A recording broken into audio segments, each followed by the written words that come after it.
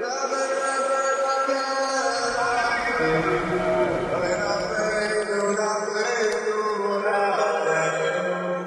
hi everybody. We're about to get started.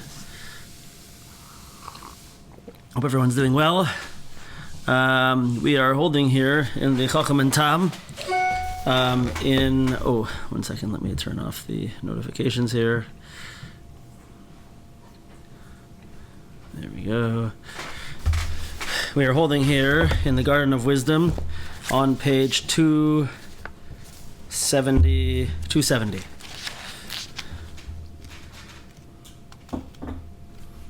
Not much left, you guys. We're almost to the end. I don't know what's going to be next. We'll have to see. Okay, we're on page 270, and we're going to see some very important topics today. Something that I think we're going to get into something that we've never really discussed before, but that is important to discuss. And I know that we deal with it. Some of us certainly deal with it. So we'll get right into it, Hashem. We're holding now that the Chochom has now met the messenger, the wise messenger of the king. And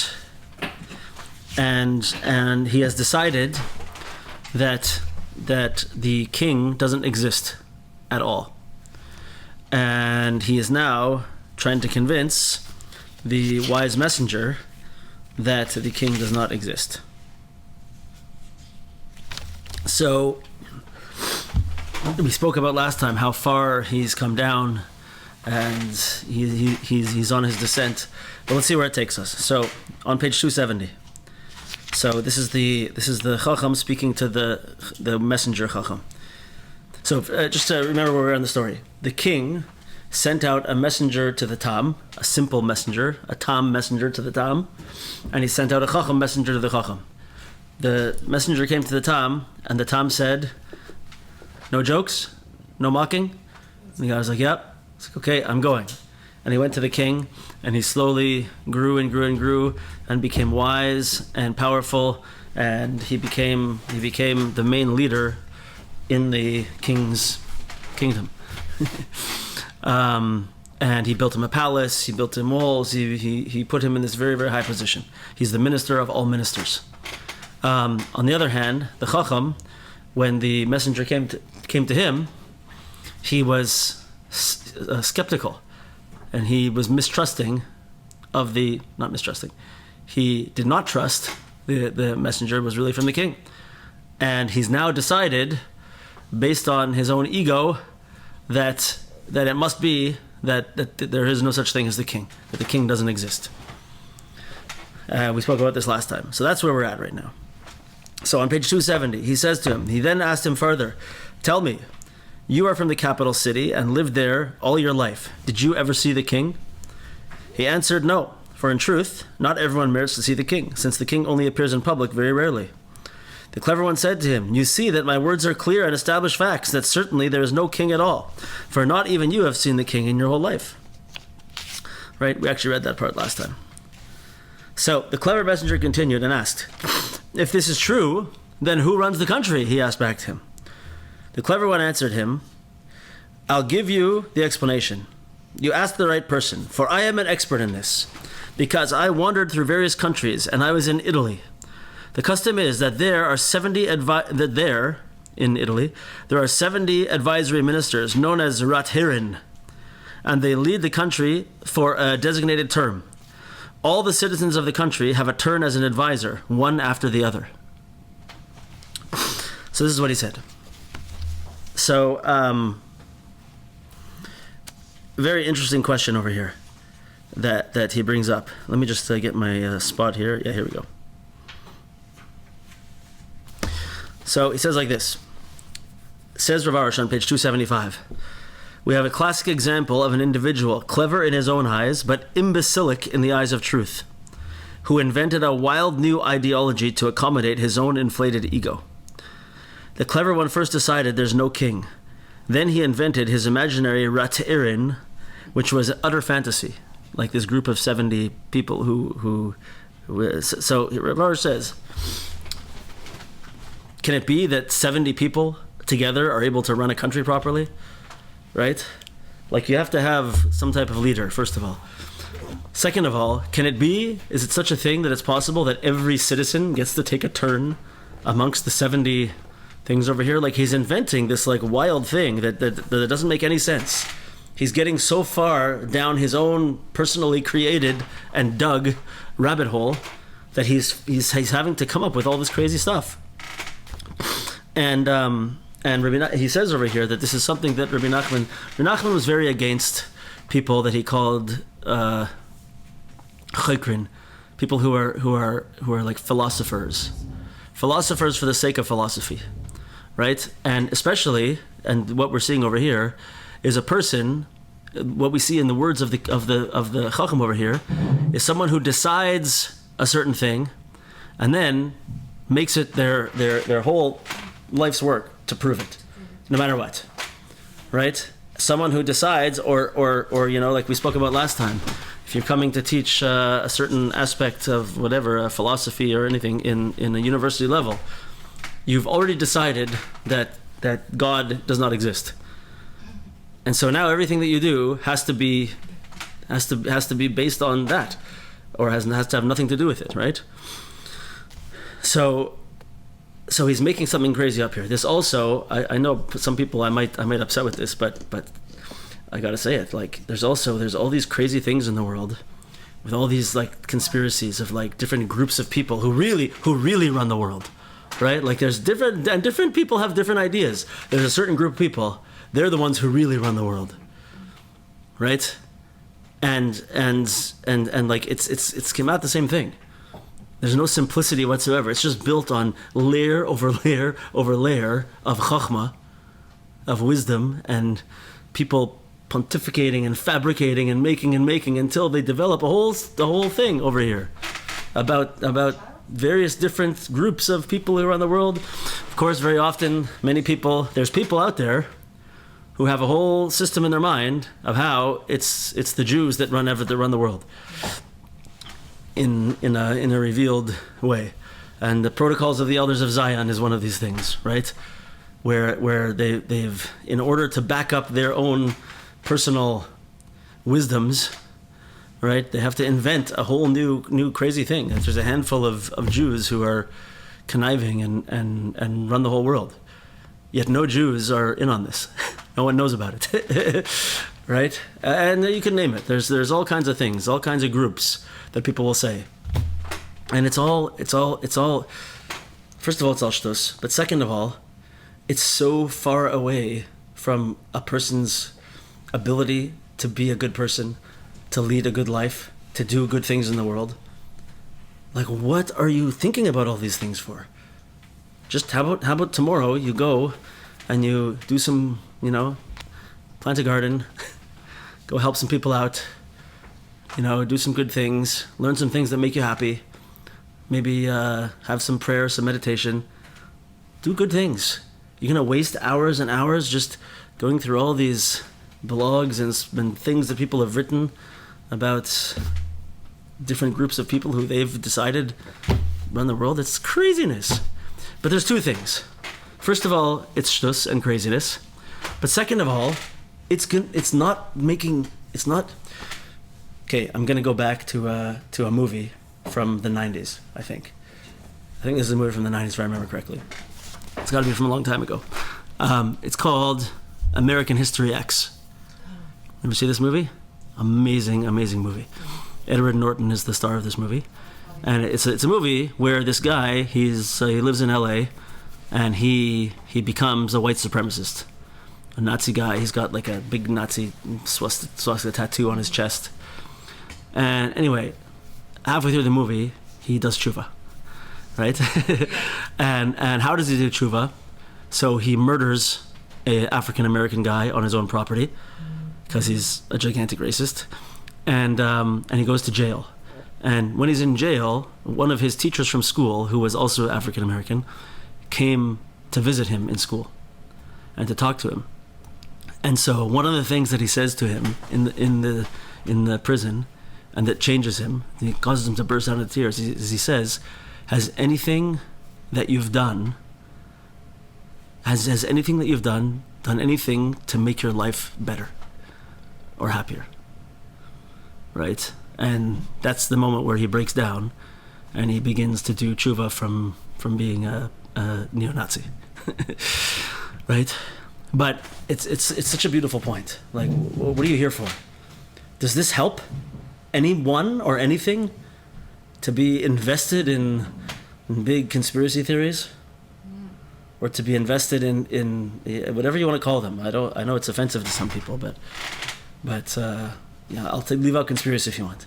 To be invested in theories like this, is anything in your life going to be better? Is anything in the world going to change? It's the opposite of temimus. It's literally the opposite of emunah and temimus. Right? And it can destroy a person's life. So this thing that we're talking about here now, so he says, his words began to make an impression upon the clever messenger. He's starting to get through to him, right? And on page 276 at the top, Rav Arush says, as Rabbi Nachman warned, the words of a heretic are potently toxic. The words of a heretic. So we have this concept in Judaism that you're not allowed to argue with what's called an apikorus, which is a heretic. And an apikorus, or a heretic, is someone who knows a lot and is vehemently opposed to Hashem, to Torah, to mitzvahs,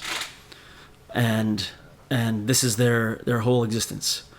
Such a person you're not allowed to argue with, right? However, Mishnah in Pirkei Avos in Perek Beis, I think it's Mishnah Yud Dalet or Yud Tes, depending on which version, says in the name of Rabbi Elazar, I think, Rabbi Elazar, da ma shetashiv lapikorus, that you have to know what to answer an apikorus. Right? So we have two conflicting ideas over here. You're not allowed to argue with an apikorus, but you have to know what to answer an apikorus. Right? So the main thing is over here is that, and this is something, I think, it's one of those things that if a person allows what I'm about to say to enter into their heart, they will appreciate it and it will feel right. But at the same time, it's something that people are afraid to hear nowadays. And here's what it is. It's that,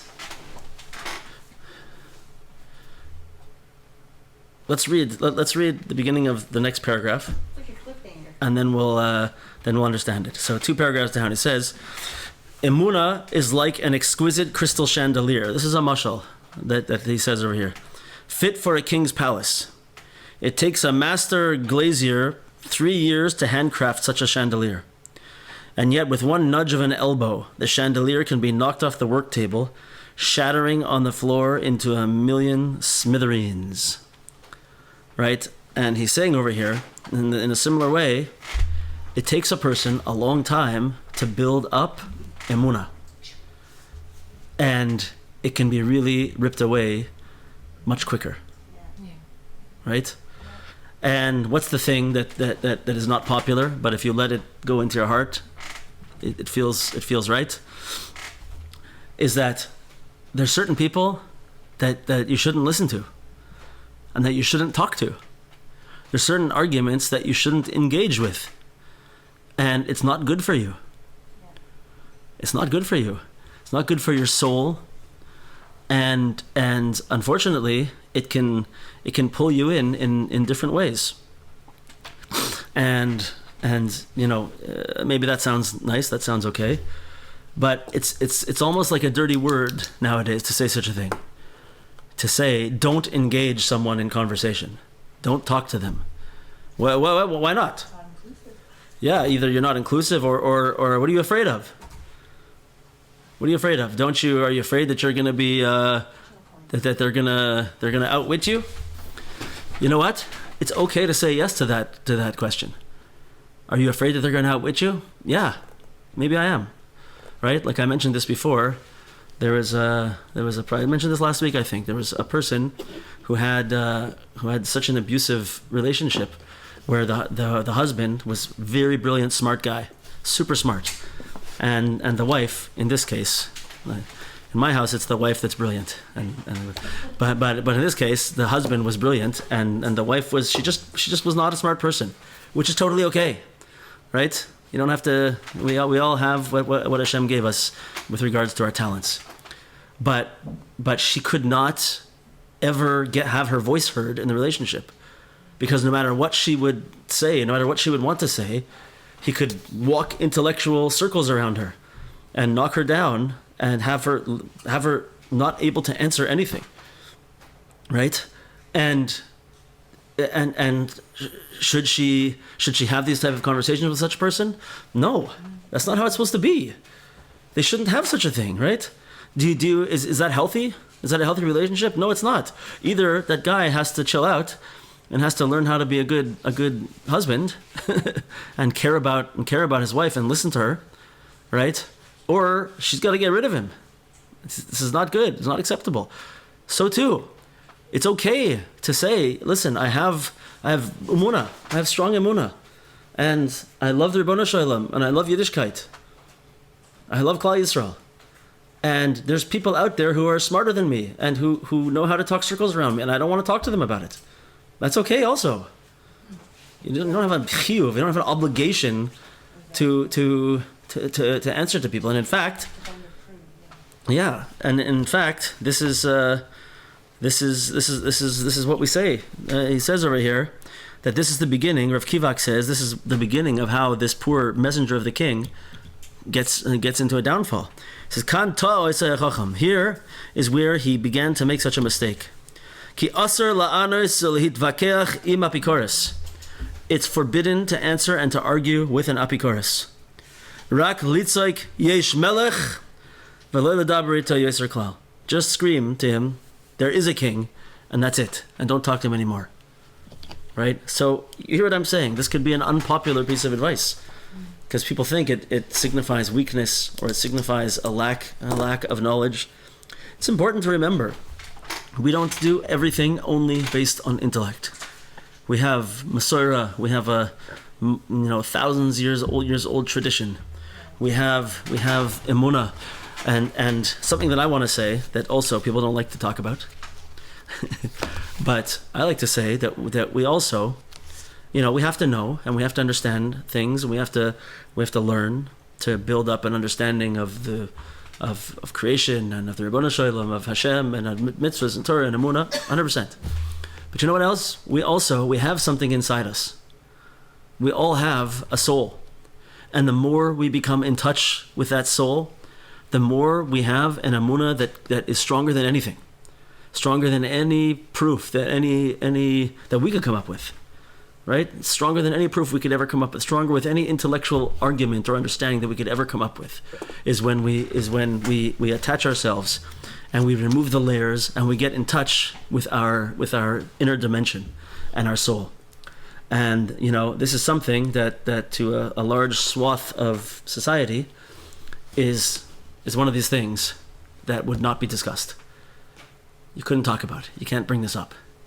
Right? Only if you do it in a very modern kind of way could you do it, The universe is saying to me that that's okay. Yeah. But to say that I have a soul, and my soul is connected to HaKadosh Baruch Hu, it's a piece of HaKadosh Baruch Hu, and the more I'm in touch with my soul, the more it lights up, the more I connect to HaKadosh Baruch Hu, the more my soul becomes lit up. And that is a source of emunah for me. That exists, that I can't explain, I can't give it over to anybody. I can't answer somebody with it. But it's there and it's powerful, right? And it takes time to cultivate it. It takes time to grow in a connection to HaKadosh Baruch Hu and to connect to one's own inner self. Yeah. It takes time to connect to one's deepest soul, right? And when we do it, it's very, very powerful and strong. And this is something amazing. And besides for that, I also like to say, maybe people will agree with me, maybe not. This is only Rabbi Nachman doesn't say this. This is just me saying. But, there's also this inyan that because, let's face it, the story is talking about that the Chochom is saying that the king doesn't exist. right? Rabbi Nachman, we know, was very, very, very much fighting against the atheist philosophers, right? This is certainly a hint, at least a hint, to this battle of atheism, right? And another thing, besides of the religious things that we just said, and the intellectual things that we just said, it's something that if you look, a belief in a higher power is something that is kind of like hardwired into human nature. And it's kind of always been there. And every society across the entire globe has always had some kind of connection to a higher power, right? Only when people got into the realm of Chochom de Sitra Achra did they start going down this path of atheism. But even such people, you'll find, that when they get into a sticky situation, it comes out, the atheist's prayer comes out, right? God, I know you don't exist, but if you do, there's that thing, right? Or there's there's no, like they say, I know it's like a cliche, but they say there's no atheists in a foxhole, right? Which means when you're in war and there's grenades falling around you, people get religious. But whatever, there's all these things, and the main point is that it's on us to develop our own emunah, and to develop that emunah through not only thinking about intellectual proofs, but yes, learning and learning these beautiful intellectual quote unquote proofs of the validity of Torah, of Klal Yisrael, or Rebbeinu Shalom, whatever it is. But then to cultivate emunah through our connection to HaKadosh Baruch Hu, through tefillah, especially through his boidedus, and through purifying ourselves, through Torah and mitzvahs, removing the layers that separate between our conscious self and our inner neshama, our soul. Attachment to our soul is the way that we can connect to HaKadosh Baruch Hu in the best way. And through doing all these things, we develop a sense of emunah. And I'm saying something a little different over here. This is from me, okay? You could agree, you don't have to agree with me. But it's all these things together that give us this powerful sense of emunah, unshakable emunah, right? The tradition, the Masorah that we have for thousands of years already, right? The human nature that we see of higher power, spirituality that has always been there, right? The intellectual things that we understand, the national revelation, all these different types of quote unquote proofs, right? All of these things and the Torah that we learn every day, and we grow and grow and grow. These all build us into people of emunah, right? And it's so amazing, so unbelievable, and so powerful. This is that beautiful, fancy glass chandelier that we create over years and years and years, right? Don't argue with an apikorus, right? Is saying, in my opinion, it's saying don't devalue what you've done, what you've built. Don't schmutz it up, right? And knock it off the table and shatter it for something tumadik, filthy and dirty and not smart, right? Don't give that whole thing up for a few moments of argument, because the next thing that we're going to see over here is that we have to be careful, because this type of stuff can seep in. So apikorus has a particular connection to and draws on a person's sense of ego, arrogance. It draws on a person's sense of fear, right? And it draws on a person's personal lusts. So when apikorus comes in and someone starts talking from these places, a person their arrogance can come up and can start to say, whoa, this person is knocking me down. I need to stand up and I need to argue, and it can draw me in to this situation where I have to listen to all the shtus that I don't need to listen to. Right? It's not a mitzvah to listen to and argue with such a person. Right? They can draw me in. My fears. Oh my gosh, what if this person sounds like they know more than me? And what if I come off as not knowing what I'm doing? They're just going to think I'm simple and stupid. maybe, I'm the one who's like taking the opiate of the masses. Maybe they're going to think I don't know what I'm talking about, and I'm just a stupid person who's into religion for this reason. I'm afraid, and then maybe that fear is going to be, and you know what? Maybe I don't actually know enough. Maybe I really don't know what I'm doing. Maybe I'm not right, and it's going to go down all these places. It's going to play on arrogance, on fear, and on the lusts of being able to put yourself above people and to argue with people and to win and all these negative character traits, right? This all is a pull of arguing with an apikorus. Yeah. Okay, so a true person who really you learn from lifts you up. Yes. A person who wants to defeat you is that kind of person who wants to tear you down, and you can never engage with that person. Right. And you know that feeling. Yeah, that's a good point also. Sandra's saying something very good, and that is that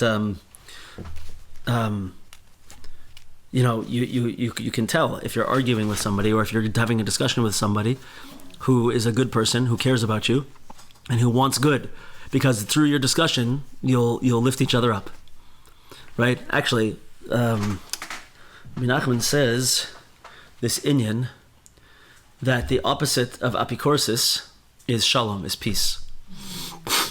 Why? Because when two people are able to come together and have a conversation in peace, that means that they both are out for the same thing.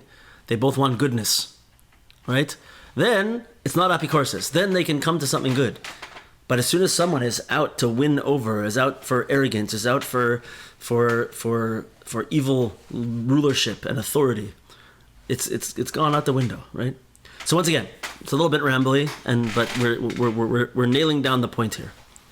We build up a connection to HaKadosh Baruch Hu. We build up emunah through all of these amazing things that we do, through learning Torah, through tefillah, davening, through cleaning ourselves up spiritually, through Torah and mitzvahs, through hisbodedus, right? And through all these things, we build up our emunah, through understanding our Masorah from Adam HaRishon, from Noach HaTzadik, from Avram Avinu, Avram Yitzchak Yaakov, all the Avos and the Shvatim, and Moshe Rabbeinu, and all the way down the chain up until now, right? This is part of the thing that builds our emunah. And we do not need to go and argue with people who are trying to tear us down, right? We don't have an obligation. We don't have to be afraid to say such a thing. It's okay to not engage and to not discuss and say, my emunah comes from a much deeper place than any argument that I'm going to have with you will be able to touch. Okay? It's okay. This is an okay way to exist. Okay, that's my main point, number one, for today's class. Yeah. So, yeah. Okay. So let's go on to something now. This is a good point. So, it says like this.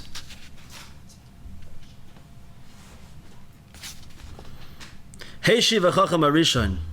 So the first person, the first Chochom answered. That means the Chochom of the story. This I will explain to you very clearly. Just have to find where we are in this one over here. 1 second.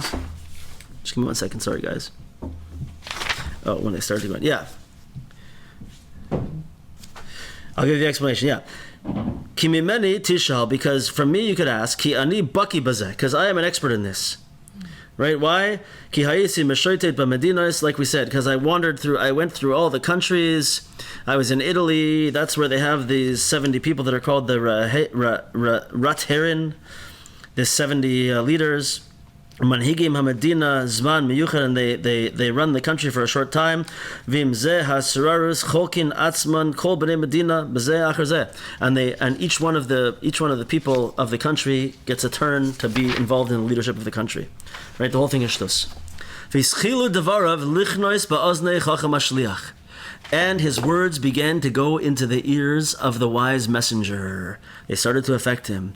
Ad shehiskimu v'gazru, until they agreed and they together proclaimed shebevadai ein melech ba'olam klal, Remember, this guy grew up in the city of the king, surrounded by the kingdom.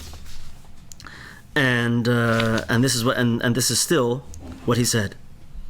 So he says like this. We would think that the king, this is 277, we would think that the king's clever emissary, insofar as he is a servant of the king, wouldn't be so quickly swayed, especially in denying the existence of his own monarch and master. Such is the danger of heresy, as in our example of the chandelier. It takes years to build emunah, but only a few minutes to destroy it, says Rav Arush over here. Right? So he said, like this. Listen to this. Listen to this, Rav Kivak. This is a good one. Rabbeinu HaKadosh Mesaper, Heicha Chochma. Rabbi Nachman is telling us how it is that the Chochom, V'Chochom Shel Ha'ir Melucha, and the Chochom from the wise man from the king's city, Chakru Lohoichiach Neged Metzios HaMelech. How did they research, quote unquote, to prove against the existence of the king? Asher be'emes ze pela gadol. It's a wonder. It's a wonder. Shedaika elu shnei chachamim, that specifically these two guys who were chachamim, wise people, shelachayra oimrim ladas mehamelech yoser mikulam, that really they should know more than anyone about the king. Sharei chacham shel hamelech ba mesuvas hamelech. He came from living in the in the city of the king. V'chol yamav nizgadol be'ir melucha. He grew up in the king's city. V'chein hachacham didan harei hamelech karalei, and the our chacham, the main chacham of the story, the king called him. How is it that these two guys, especially in my opinion, especially the guy from the city, the guy from the king's city, how did they together become the ones who decided that the king doesn't exist? It's crazy. V'daikehem ba'im yachad lahaskama she'in melech. Specifically, these two guys came to this conclusion and agreed that the king doesn't exist. Right? So now, going back to the way we've been understanding this the whole time, this is really the take-home message for us over here. Ela kafishin isbar, as we have been explaining, shekeshe'ein la'adam kli lekabel es hachachma. When a person does not have a vessel in which to hold his wisdom, in which to hold the chachma. Well, what's that vessel? Vehu ha-temimus. And this vessel is temimus, is simplicity. Nefach loy ha-chachma de kedusha lekilkul. This that could be holy wisdom switches over to become destructive. Ad sha'alo lipo lekafirus apikorus, until to the extent where he can come to being a denier of Hashem and an apikorus, a heretic. Like it says in Sefer Eov, loiched chachamim ba'armam, that wise men, chachamim, can be entrapped in trickery, I guess you'd say. Right? So, in other words, we have been saying, and we're going to say again soon, that the best situation is we really do want to have chachma. But it's the best situation is when chachma and temimus are married together. Wisdom and simplicity come together. That's when you have beauty. That's when you have completion and perfection. But chachma without temimus is disastrous, right? And I would like to, I hope that we can come out with something here. I'd like to speak it out, and hopefully words will come out that will make sense. But when we keep going after wisdom and keep going to look into things without another good word to go together with simplicity is grounding. Without being grounded, without having simplicity, without having grounding, without having a foundation from which to bring the wisdom in, it could just go anywhere. It could literally go anywhere, right? And we can start deciding things, we can start believing in things, we can start changing things in the world to be total, complete, absolute insanity, as we see in our times, right? That when people go into what I'm going to say, quote unquote here, big time, higher education, right? And there's no grounding anymore of morals or emunah, certainly not. And there's no grounding, there's no and it's filled with agendas and no grounding, then it can go anywhere. It can go anywhere. It can take us anywhere, and it can be craziness. So this is where we find ourselves today. Look out in the world, and the world is saying things that are absolutely, completely insane. And it comes mostly from institutes of higher education, unbelievably. Right? So it's wild, and it's because of this. It's wisdom without a vessel to hold it, a vessel of temimus, simplicity, emunah, grounding, purity, I want to say even. Without that, it'll take us down crazy places. He says, at a time when the Chochom is pulling into himself his wisdom, bli temimus, without any temimus, simplicity. Through this, the wisdom becomes crooked. Ad shedaika min hamichtav sheshalach le'amelech nafal apikorus gemura. To the extent where it's davka specifically from the letter that the king sent to him. That's the thing that led him in to apikorus, right? Meaning, what happened? The king sent him a letter calling him. The king called him and sent him a letter. Come and see me. And it's not that he just, thought about some interesting things and decided that the king didn't exist. It's specifically that letter that the king sent to him that he looked at it and he started to say, it's piqued his ego, right? And when his ego got up and he said, the king's calling for me, and he began to think that maybe the king is higher than him, and he couldn't take that there'd be someone who's higher and smarter than him, so he started to say that the king doesn't exist. Right? This is the beginning of it. This is how it started. Right? So too, often when people are faced with truths that are maybe too difficult to deal with, or that are hard to work through, it's sometimes easier to just knock those truths down and to say, no, I'm making up a whole new system because it's too hard to deal with the things that you're talking about. And so, but it's those things, those points of contention, those points of moral struggle that can lead a person to knock the whole thing out. God forbid. Right? I feel like there's some really great, super specific examples here. I just don't know if I want to go down that path of talking specifically about them. But here, let's say it like this, a little bit generally. One thing that's happened in our time is that through the invention of the internet, is that the whole world is able to see the whole rest of the world in a certain way, right? So you can have people who are underprivileged in difficult places, people who are emotionally distraught, maybe psychologically, there's issues, and they see all over the world all these amazing things. And people who are, influencers who are so fantastic, and they're doing all these amazing things, and they have so much money, and everybody's doing all these things, but they feel terrible, right? So a person has to justify, how come everyone I look at on the internet is doing so amazing, and I can't leave my bedroom, or I'm barely making my rent.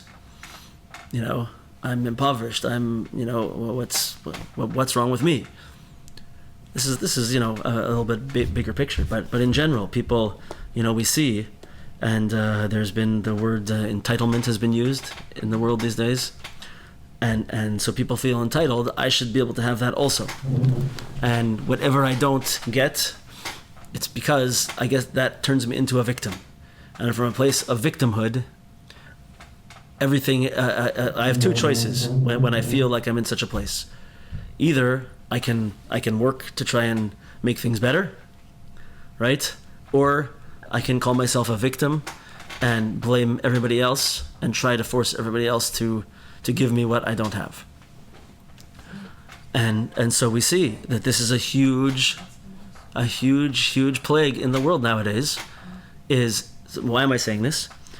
Because this is exactly what we're saying. Through those things that a person could confront and say, okay, I have to work on myself. I have to work on trying to get a career, a job. I have to get out of the house. I have to try to be a social person. I have to try to make friends. All these things that we would say are good things for a person to do.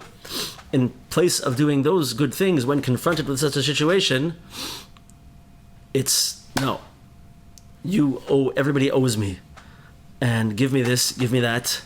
And if you don't give me this, give me that, you're the problem. Mm-hmm. Right? I sound like such an old man here, but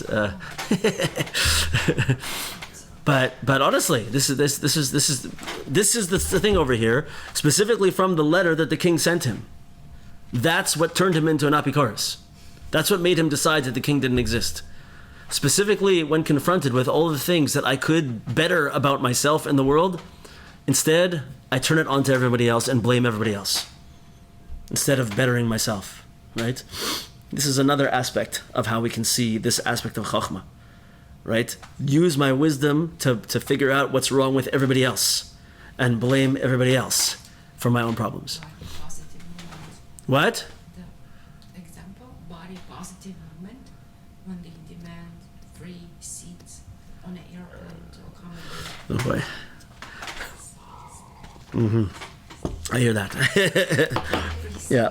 I'm too scared to say specifics because I don't want to get too much in trouble. But you hear what I'm saying, guys? You with me? Anyone want to fight with me on this one? No? Okay, let's go weiter. Said, Shuv ana Chochom arishoin, hamtein ad boker. So he said, clever one said, wait until the morning, and I will show you one proof after another that there is no king in the world at all. The first clever one rose in the morning, that is, the friend of the simple one, to whom we refer to as the first clever one, and woke up his friend, the clever messenger, and said to him, come outside with me, and I will show you with total clarity how the world is totally mistaken, and in truth there is no king, and they are all deeply mistaken. Sure. Yeah. So. Sorry. Yeah. So then they went to the market, and saw a soldier there. They grabbed him and asked, "For whom do you work?" "The king," he answered. They asked, "Have you ever seen the king in your life?" "No." "Have you ever seen such nonsense as this?" said the clever one. Again they approached an officer from the army and began conversing with him until they asked him, "For whom do you work?" "The king." "Have you seen the king?" "No." "So you see with your own eyes, the matter is clear. They are all mistaken, and there is no king in the world." And they came to an agreement that there is no king at all. Then the clever one said, "Come with me, and we will travel and walk in the world, and I will show you further how the whole world is seriously misled." Right? So what do? They go out and look. So a couple things that Rav Arush says over here. The first one is that you see over here that as soon as they make this decision, the Chochom is like has a new goal in his life, has all of a sudden new energy, vitality, and he's like, okay, now we're gonna go out and we're gonna start, like we're gonna make a whole movement over here. This is what he does. Why? Because it's all based on, everything that he does is based on his arrogance and his desire for fame, his desire to rule over people and to show people they're wrong, right? Whereas the other guy, he didn't get up in the morning so quickly. He had to be woken up and told to come. Why? He says, the king's clever messenger doesn't fly out of bed with the same agility that the clever one does, for he has no particular lust to prove his heresy. What we see from the subtle fact that the king's clever messenger did not have the arrogance problem that led to such a burning heresy as the clever one had. He is merely being influenced and following the clever one's errant footsteps. Right? You can see a different. There's another aspect over here, and that is just kind of following something where that's based on shtus like this. Okay, interesting aspect. Interesting aspect. So then we see over here in Rav Arush that he said, we're going to go now walk the world and prove everybody wrong. Tell everybody why they're wrong. Which is, by the way, the opposite of what we said in our Wednesday shiur on how to properly have a good influence on people. Is not by going out and telling them why they're wrong. Right?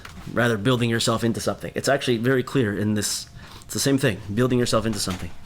So it struck me very strong over here. He says The answer is the clever one wasn't interested in truth at all, only in accumulating more intellectual victories.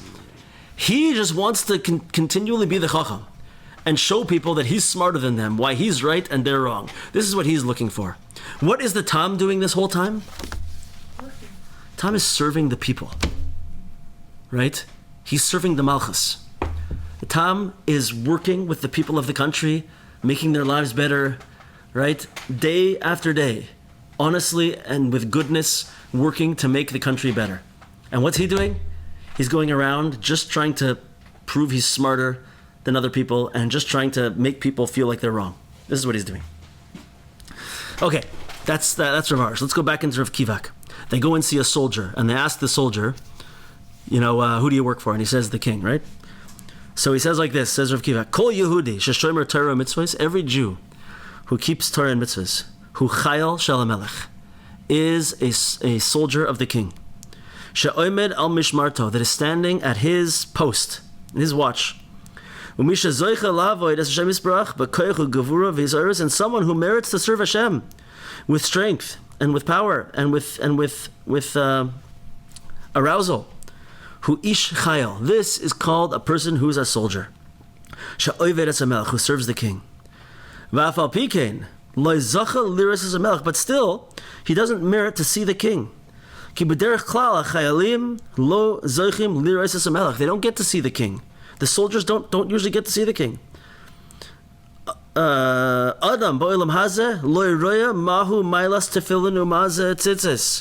We don't get to see in this world. This is the point over here. We don't get to see in this world what is the greatness of tefillin and of tzitzis, Shabbos candles, brachas, kosher food, right? We don't get to see. Rather, he does everything from within emunah, right? So now, go back to our whole situation over here, right? A yid of emunah lives this life of emunah based on what? Based on Masorah. Yeah, based on temimus for sure. Based on Masorah, tradition. Thousands of years, thousands of ancestors, right? And geniuses, smart, right? Like, we have, it's interesting, we have in Yiddishkeit, we have an unbroken chain. And we know everyone in the chain. Going back to Moshe Rabbeinu, and further, going back to Adam Rishon. We have an unbroken chain of transmission of Torah, of wisdom, of values, right? It's unbroken. It's very, very, very powerful, right? And we have that. We have Torah learning that we base our emunah on. We have tefillah, prayer, that makes that connection that we base our emunah on. I know I'm saying this over and over again, but it's important. We have his boydedus, talking to Hashem, that we base our emunah on.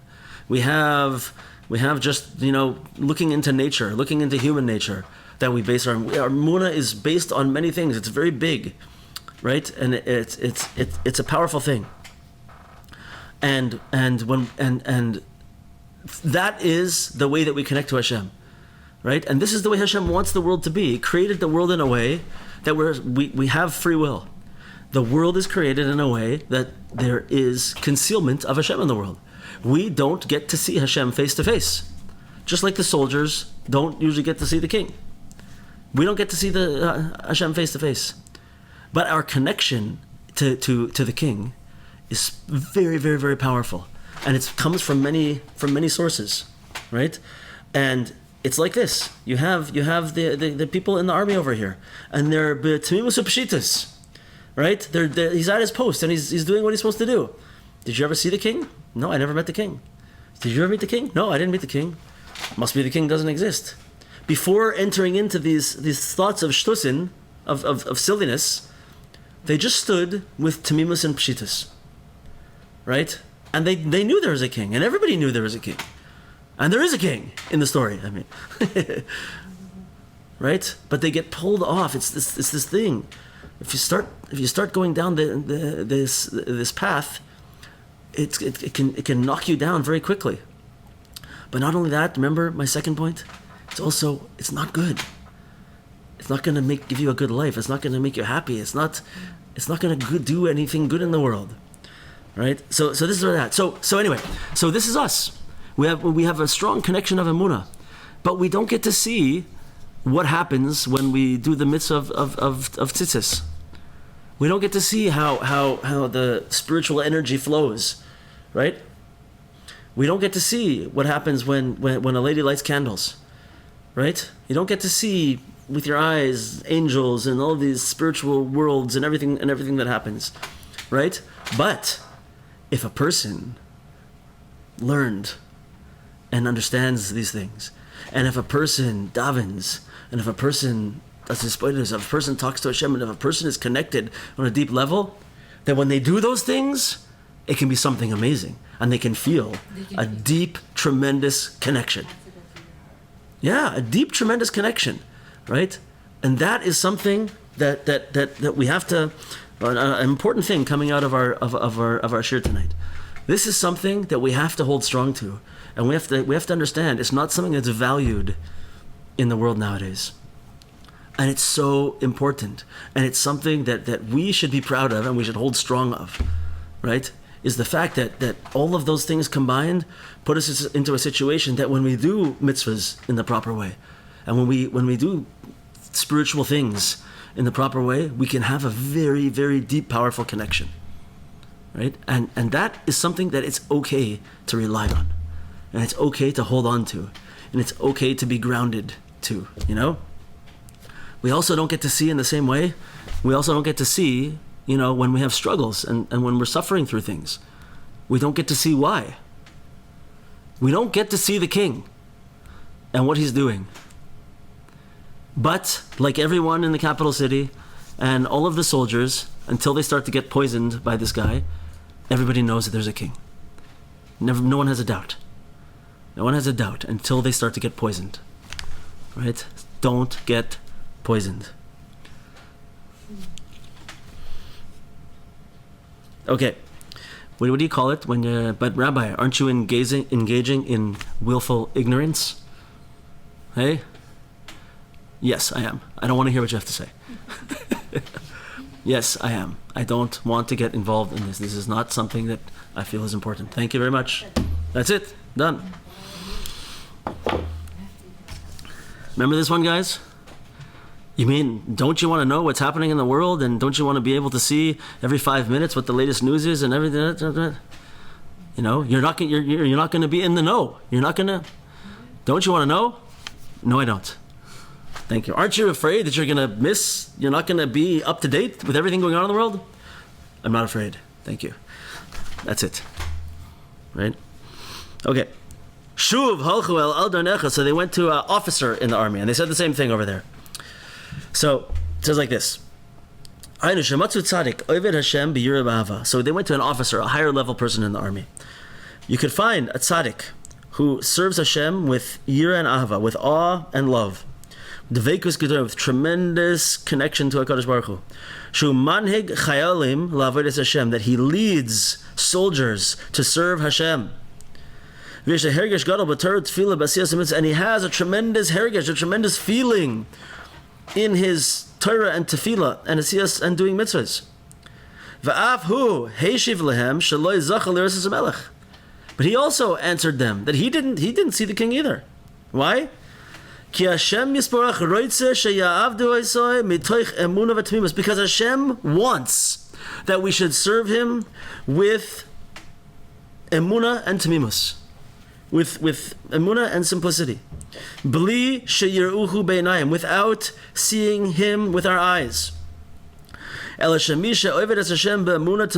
someone who serves Hashem with complete emunah, behira bechush, he merits to have. This is the same thing we've been saying. Someone who serves Hashem with emunah tamima, with complete emunah, he merits to a type of emunah that is clear and that he can feel, that he can sense. And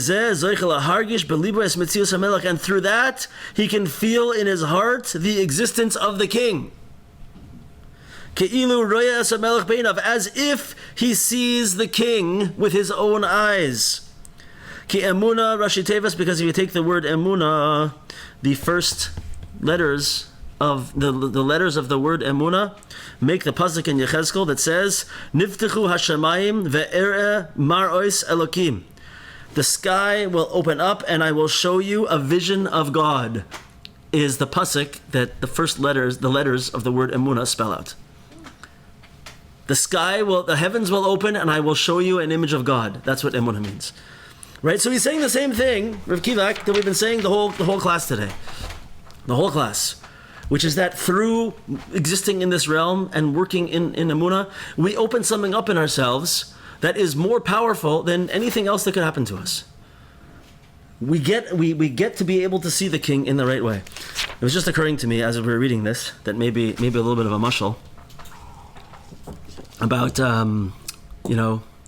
there's a certain aspect of a spousal relationship where I'm not sure if it works both ways, but I know it works one way for sure. But you ever have this thing where it's like sometimes a joke, like in movies and stuff, where the husband, like sometimes the husband upsets the wife, but he doesn't really know why. And he says sorry, but she's not having it because he doesn't know why he's sorry, right? He has to figure out. The wife wants the husband to figure out what he did wrong, and then to say sorry for it, right? But she won't tell him. He'll be like, "What? Tell me what I did. He'll apologize for it." But she doesn't. That's not what she wants. Why? Why? Maybe. Why? Because she wants him to care about her, and she wants him to love her. She wants to have a very close relationship where he is able to think about her in that way, and to be cognizant all the time of what he's doing. She wants him to always be connected. That every moment he should be doing, and that if he did something that hurt her, that means that he wasn't thinking about her. He wasn't connected to her. He didn't care about her. She wants him to be close. She wants him to be connected. She wants deep connectivity. So what does she do? So she doesn't just tell him. She doesn't let him see with his own eyes. Here there's there's a chart. Here everything's good. Oh, big peak there. You did something wrong. At that moment it was this. Okay, fix that. No, right? So too, this is just exactly what he said over here. Okay, I'm changing it a little bit, right? But this is what he said over here. Ki Hashem Yisparach roitze sheyavdu oisoi mitoich emunah v'temimus b'li sheyiroi b'nayim. He wants us to serve him with emunah and temimus, with faith and simplicity, without seeing him with our eyes. If we could see him all the time, if he was right in front of us, there would be nothing coming from us. There would be nothing showing a connection that we care, that we're interested, that we love. But when we have to serve him without seeing him, with emunah, and like he said, the tzaddik over here serves with awe and love, right? How great does it feel to have a spouse that is in a relationship with you of awe and love? Awe and love. That's the way your spouse feels about you. How amazing is that? Right? That's what you want. And you don't have it otherwise. Anyway, I think that's interesting. Could be wrong. I'm making it up, but I think it's good. Where are we holding? 58 minutes. Okay, we're just going to do one more little thing here, and then we'll finish off. So then they went. Oh no, we're finished there already. Okay, we'll hold it there. Okay, guys, we'll hold it there. Just to recap, a couple things that we need to really take home from this shiur today is this inyan that our emunah is multifaceted, and it's deep, and it's spiritual in nature, and it's built up of a lot of things that span time, space, intellect, spirituality, and emotion. Our emunah and our temimus is something amazing and something deep and something very, very big and special. And this is what we ground ourselves to. And this is okay. it's we don't have to show people that we know more than they do. We don't have to fight with people. It's usher to engage with an apikorus. If someone just wants to talk to you about whatever they want to talk to you about, and their own religion or God or tefillah or morals, whatever it is, and you know that all they want to do is fight and win, don't talk to them. Nothing is gonna get good from that. Nothing's gonna benefit. No good is gonna come from it. Your life is not gonna be better or happier. Just say no, thank you. That's enough, right? And what else? What else did we have today that was important? If anybody can remember, you can mention it. Or what is there? Anyone has anything to say? Like serving Hashem and the Yeah. way you're talking brings the way we see him is internally is that peace of mind and that settled mind. Right. Like Yeah. That is a very hard state to be in. Right. So when you can achieve that, Right. that's when you're really Right. in a place of trust. Faith. Well, that's a great point. Sandra's making a great point that when we do achieve a level of emunah, right? It's a place to be. Like we all say, what do we always say? Calm confidence. Yeah. You have yishuv hadas. You have calmness. You have confidence. You're a strong person. Emunah in yourself. Emunah in Hashem. Everything's okay. You can. It's a good place to be.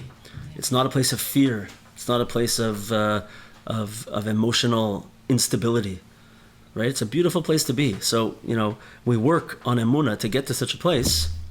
There's no reason to engage with an apikorus and to have yourself knocked down. Yeah, you know what? That's actually a great point. Oh, we have to make this point. This is a really good point. Maybe we could say in a certain way that, a lot of the aspects of the internet are like today's apikorus. You don't even have to be talking to a person. Just like going down those rabbit holes and searching and looking, right? You can come upon. You don't even have to be talking directly to an apikorus. The internet itself can be the apikorus. The internet, of course, has many amazing things. There's a lot of Torah. There's fantastic things on the internet that can help us. But there's the internet itself could be an apikorus for us. We got to be very, very careful. Okay, guys, shkoyach to everybody. Have a fantastic week. Class should be on Wednesday, Mir Hashem, for the Kutim Moran, and everybody have a great few days. All the best.